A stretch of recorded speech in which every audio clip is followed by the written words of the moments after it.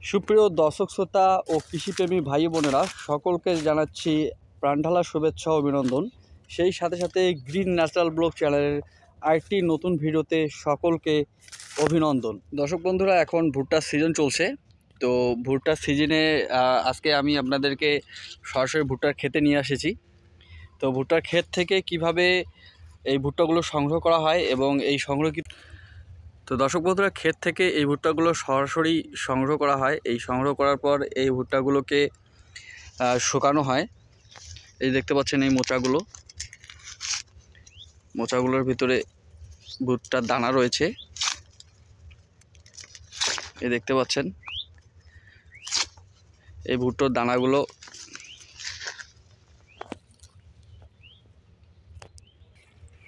ভুট্টার দানাগুলোকে এখন হারভেস্ট করার পর এগুলোকে শুকানো হবে। শুকানোর পর এগুলোকে থ্রেশার মেশিন অথবা হাত দিয়ে কিন্তু এগুলোকে আলাদা করা হবে। এই ভুট্টার দানাগুলোকে আলাদা করা হবে। তো এইভাবেই সংরক্ষণ করা হচ্ছে এই ভুট্টা। তো উৎপাদনের দিক থেকে ধানের পরেই রয়েছে ভুট্টা চাষাবাদ। তো আমাদের দেশে প্রচুর পরিমাণে ভুট্টা এই চাষাবাদ হয়ে থাকে প্রতি বছর। তো ধান যেভাবে উৎপাদন হয় তার থেকে ধরতে গেলে প্রায় খুব অল্প পরিমাণ দ্বিতীয় অবস্থান বলছি যাকে, যে ধান উৎপাদনের পরে দ্বিতীয় অবস্থানে রয়েছে এই ভুট্টা উৎপাদন। তো এই ভুট্টা আমাদের কৃষকদের একটা আয়ের প্রধান উৎস। তো বিভিন্ন জাতের ভুট্টা প্রতি বছরে চাষাবাদ করা হয়ে থাকে। তো দেখতে পাচ্ছেন একটা ভুট্টা ক্ষেত, এখানে গাছগুলো কেটে ফেলা হয়েছে এবং এই যে ভুট্টাগুলো শুকনো অবস্থায় রয়েছে, এই মোচাগুলো এখান থেকে সংরক্ষণ করা হচ্ছে। তো এই ভুট্টা যিনি লাগিয়েছেন তার সাথে আমরা একটু সরাসরি কথা বলবো, যিনি এখানে জমিতে কাজ করছেন, অবশ্য ভুট্টা সংগ্রহ করছেন। তো ভাই, আসসালামু আলাইকুম। কি নাম আপনার? রেজাউল করিম। তো ভুট্টার ফলন তো মাশাআল্লাহ এবার ভালো পাইছেন মনে হয়। হ্যাঁ পাইছি, তো ভুট্টার ফলন হয়েছে। আচ্ছা, এটা কি জাত লাগিয়েছেন আপনি? এটা রাজা 55। রাজা 55। কতটুকু জমির উপর এবার ভুট্টা চাষ করছেন? 3 বিঘা জমি। 3 বিঘা, সর্বমোট 3 বিঘা। 3 বিঘা। তো আশানুরূপ এবার দাম কিরকম পাওয়া যাবে মানে ধারণা করতেছেন? দাম তো আমরা হচ্ছে ওই যে বর্তমান তো বলে 1700 আছে। আচ্ছা, আপনি শুকিয়ে বিক্রি করেন না কাঁচা অবস্থায় এই ক্ষেত থেকে? এইভাবেই মনে করেন ওই হারভেস্ট করে মানে মোচাগুলো আলাদা করেই সরাসরি দিয়ে দিবেন নাকি? আচ্ছা, শুকিয়ে বিক্রি করার ক্ষেত্রে কি কোনো এক্সট্রা কোনো সুবিধা আছে? সুবিধা তো আছে, কিন্তু আমরা তো শুকাই না, আমরা দিয়া দিই। আচ্ছা, শুকিয়ে বিক্রি করলে দামটা একটু বেশি পাওয়া যায়, আর কি বেশি পাওয়া যায় কিন্তু। আচ্ছা, আর কাঁচা বিক্রি করলে ঝামেলা নাই, এমনিতেই ক্ষেত থেকে সংগ্রহ। আচ্ছা, ঠিক আছে, অনেক ভালো লাগলো। আপনার এই জমিতে আপনি চাষ করছেন নাকি? সম্পূর্ণ কত জমি, কতটুকু জমি বললেন? 3 বিঘা। 3 বিঘা সম্পূর্ণ না? তো 3 বিঘাতে বিঘা প্রতি কিরকম ফলন আসছে? তারপর 20 বস্তা আসছে। 20 বস্তা। 20 বস্তা হলে কতগুলো হচ্ছে, মন কতগুলো হচ্ছে? 40 মন। 40 মন বেশি আছে। 40 থেকে 50 মন নাকি? 50 মন, হ্যাঁ। বিঘায় 50 মন আসবে। বিঘায় 50 মন আসতেছে নাকি? আচ্ছা, এই যে বীজ সংগ্রহ ক্ষেত্রে কি কোনো সরকারি কোনো অনুপ্রেরণা অথবা প্রণোদনা পেয়েছেন আপনি? না, সরকারি কোনো প্রণোদনা পান নাই, অথবা কোনো কৃষি অফিসার অথবা কোনো কেউ আপনার সাথে যোগাযোগ করেনি? আপনার সরাসরি হাট থেকে এই বীজগুলো সংগ্রহ করেন? হাট থেকে নিয়ে আসি, নিজের সার খোঁজ যা লাগে সব আমরা নিজে। জি জি, অনেক ভালো লাগলো আপনার সাথে কথা বলে। তো ভালো থাকবেন, সুস্থ থাকবেন। আচ্ছা, আপনাকে ধন্যবাদ।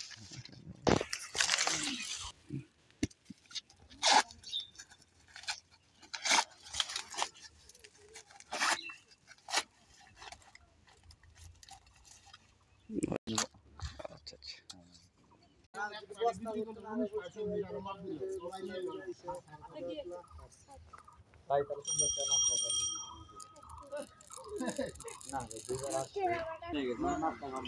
ওই ভুট্টাগুলোকে এই যে মোচা থেকে আলাদা করা হয়েছে, এটা আলাদা আলাদা দানা হয়ে গেছে।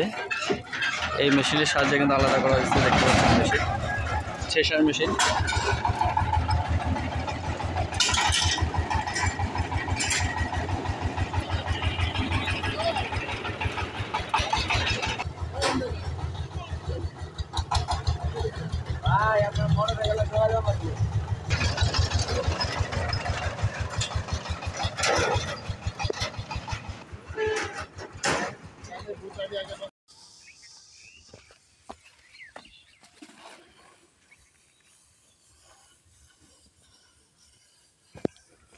তো এখানে ভুট্টা কিন্তু শুকিয়ে সংরক্ষণ করা হবে, এই ভুট্টাগুলো কিন্তু শুকিয়ে বিক্রি করা হয়।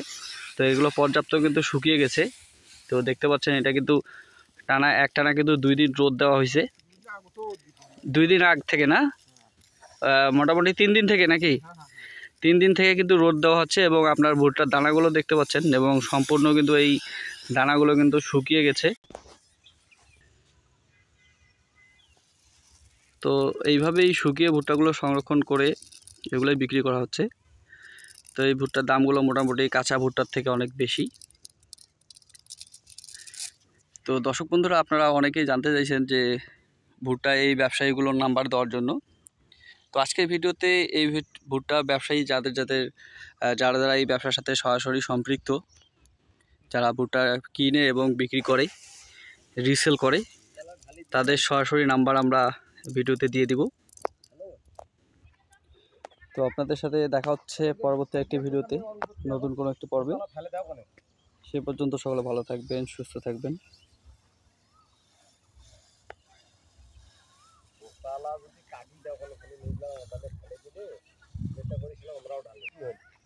ওইটা কিন্তু আগত সকালকার মাল